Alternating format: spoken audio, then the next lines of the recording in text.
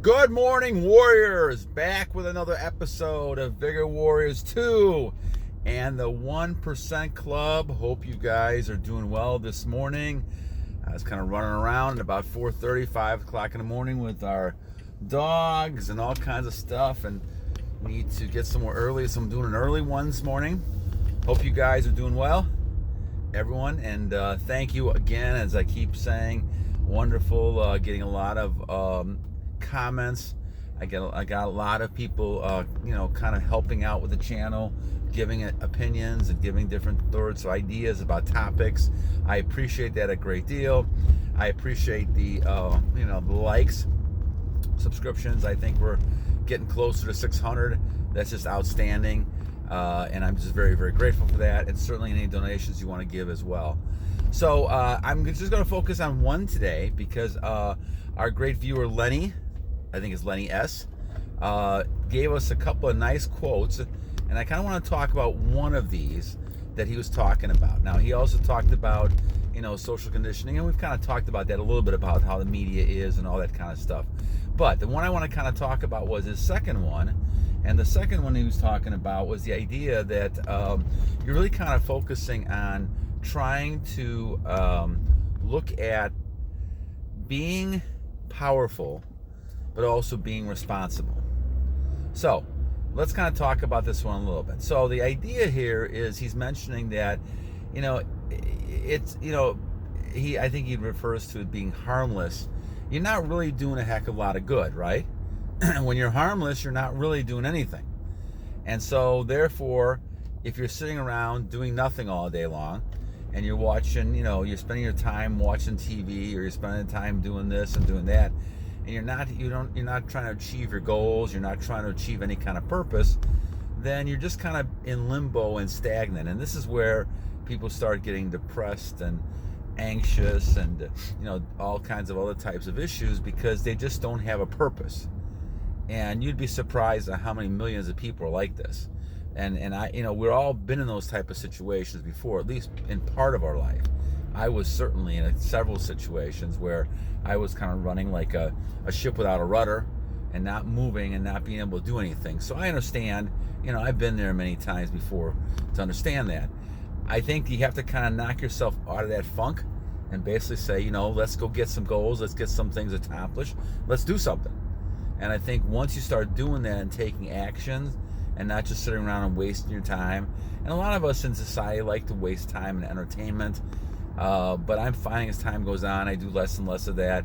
I do less and less. I really love watching, American football, but I don't really watch it as much as I used to. I'll catch some games on a Sunday, maybe I'll catch part of them, but I basically don't have that same sort of interest that I had when I was 20, 25, when I was playing in the past, high school and college football. I just don't have that kind of interest. I'll watch a game here and there if it's interesting, but I don't have that sort of interest, especially now with so many, games on TV and things like that, and on internet and things like that. So I've kind of changed a little bit. But the bottom line really is you have to have some sort of purpose, and especially when it comes to semen retention. You have to kind of realize that you have all this awesome power that you have, and you have the power. This is not just something I'm just kind of saying to say it. I thought that was the case, and I think people who talk about certain things, they may be kind of in a fantasy world of dreaming, but this is not a fantasy world of dreaming. This is actual power you have. Once you're able to understand that concept, which it took me a long time to understand the concept, then you're able to realize that you have this unique power that 99% of people don't have. It used to be different, but in our society right now, the emphasis is on releasing energy and not saving, transmuting, and building yourself up. And that's why it's very difficult for men to be men, and that we're losing a lot of our masculinity with a lot of things, whether it's the movements out there, whether it's people looking down upon, masculinity, things like this. You're losing masculinity. And this is not what you should have, especially in a society where men need to be strong, men need to be protectors, men need to be gatherers, all these type of things. It hasn't changed since the caveman days. So you have to be powerful. There is no doubt about that. Men who are not powerful in my book are just not men. And you need to be powerful, you need to be strong. And yes, men can have a sensitive side and being gentle, and I think Lenny's mentioning that, and that's very true. But it's a balance. It's always a balance. And I think the key is that you have this power. Now, how do you use this power? This is, I think, what Lenny's talking about. You're talking about trying to focus on doing good and doing things that are worthwhile, but also trying to emulate those people, those men of the past who've been strong males. And those people are the ones who are leaders, people out there who are doing a lot of great things. And as a result of that, they're accomplishing things, they're making the world better, they're being admired. All these things are happening because they're using their power in the right way. And I think that's kind of the key. And so when you go on this journey, just remember you want to use it the right way. And examples are even dating behaviors. You realize that a lot of women are attracted to you, they're staring at you, and I think we had a comment that it's very difficult to take sometimes, and it is. I mean, I saw it yesterday. When people are just kind of staring at you, and you're just kind of trying to figure out, you realize what's happening, but once again, they're sensing your energy, and they're all on top of you. And I had that happen yesterday, and it's just it's a nice feeling, but you just have to get used to it, because that's going to be the new norm for you. You're able to attract people, and you have this super level of energy. I don't care if you're 20, you're 61. I think it's taken me a little time to develop, and I guess that's something to think about too. I think as I've gotten older, it just takes more time to develop, that semen and that saving all that energy and being able to transmute it. I don't know. I mean, I have to kind of think about that one more.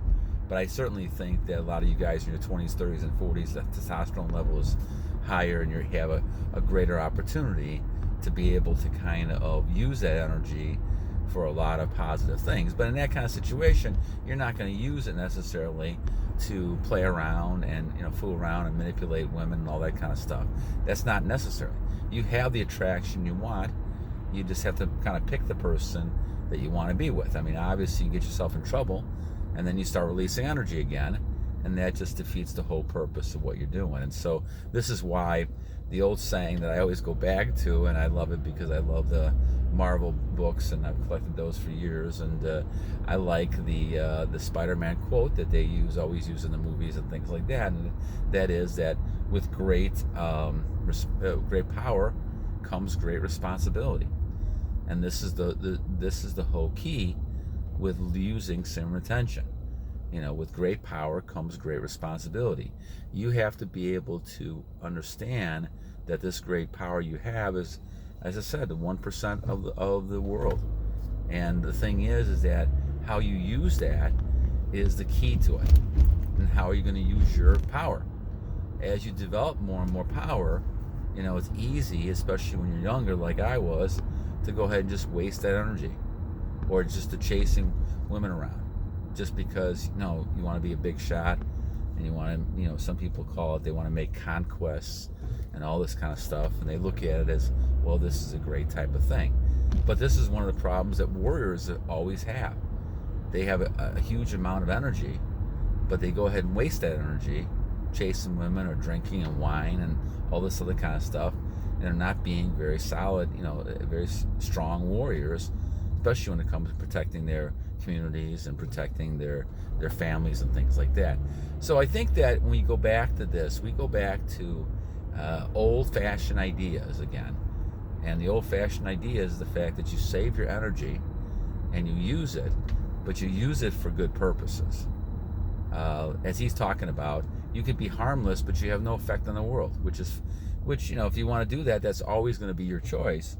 But it's better to be powerful, get things done, but also treat people well so you can get things done. And let's say it how it is. You're never going to succeed unless you work with people.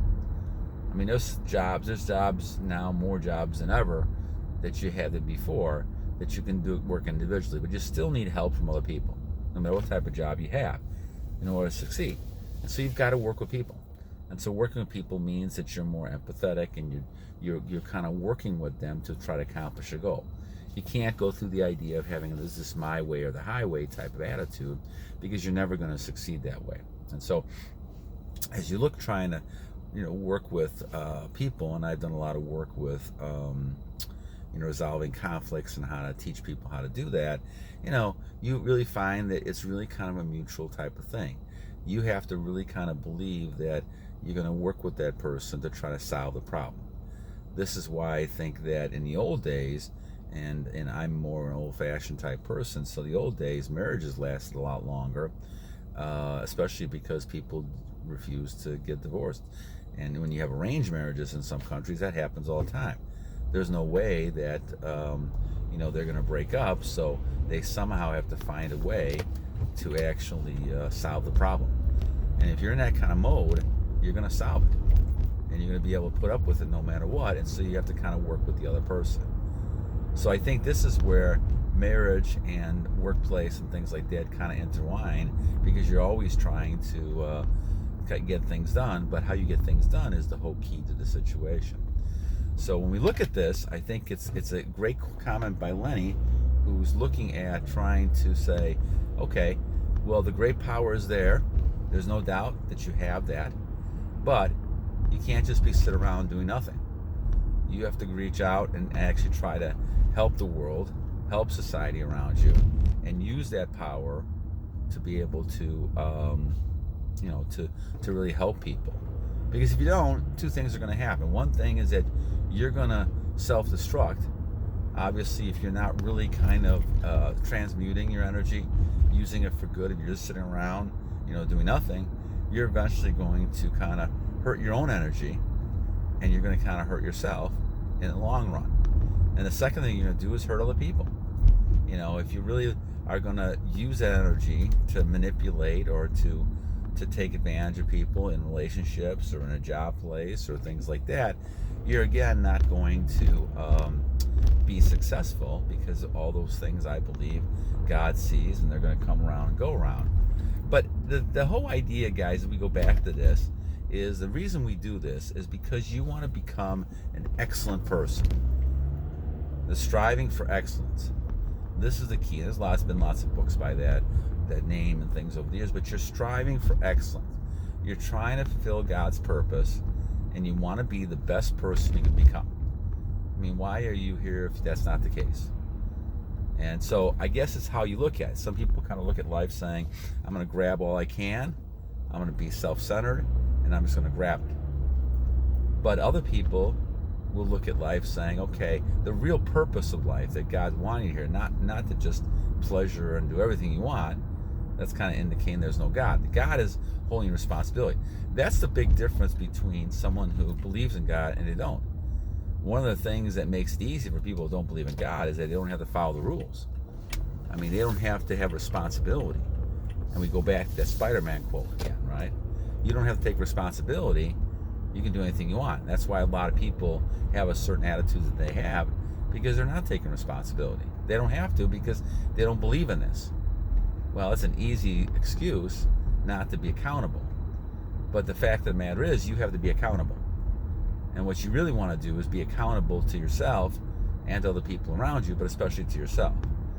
And if you're able to be accountable, you're able to achieve a lot of different things, because you're in self-control. You can't do this. You follow the commandments. You're trying not to sin. You're trying to do a lot of those things that God wants you to do.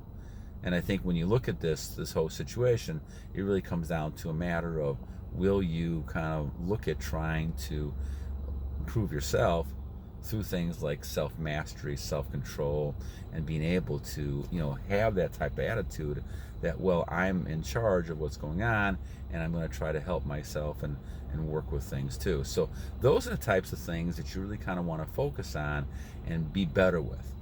And you're going to be solid as a person, and you're going to follow God's word if you do that. I think in our society, we have a lot of people that don't tend to look at life that way.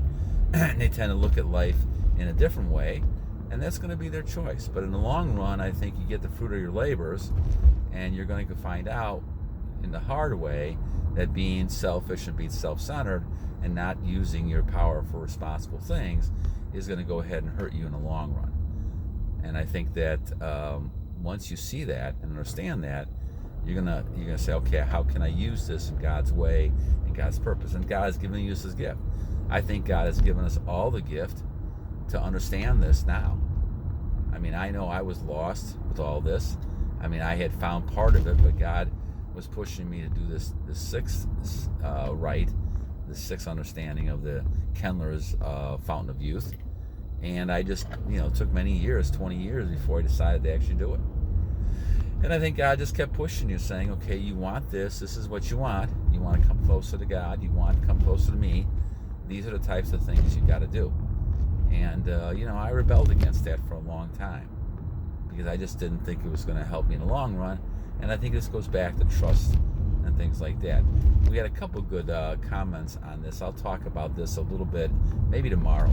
We'll talk about, prayer and semen retention, and we'll talk about how to, be one with God through this. Because I think we had comments. Mountain Wolf made a good comment on this, I remember, and now King David, our friend in South Korea, also mentioned it, and I think that's something that I want to kind of focus on as well, and we'll probably do that one tomorrow. But the idea that you're talking about with this one is the idea that you really want to understand the power you have. It's almost like anything else. If you have power and responsibility, then that goes hand in hand. But it's knowing the power you have and being able to control that power that makes all the difference in the world. And I think that's where the key comes in, so that if you're somebody who, is striving for excellence, then you're not going to be just harmless. You're going to be a dangerous person because you're going to make a difference in the world. But you're going to be dangerous in a very good way. You're going to use ethical behaviors and being moral and following God's word to help you achieve his purpose and trying to achieve things that are good for mankind and people. And the masculine type person is a warrior who does that. The warrior goes out and fights, but the warrior who also understands that, they have to set an example. They are the example for all the other young men that are coming up.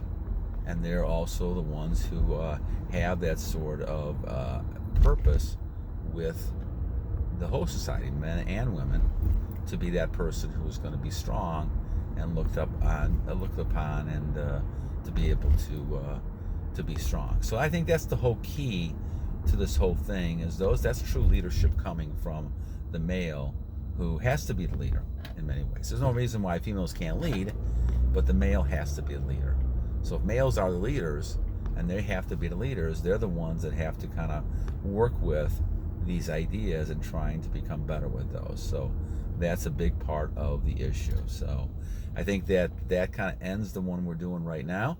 So guys, I want you guys to have a great day. Thank you, Lenny, for shouting out and working with this. I think that is very important to understand that, and to be able to kind of work with the ideas you're talking about. So, all right, guys, have a great day and battle on, and God bless you guys all. Take care.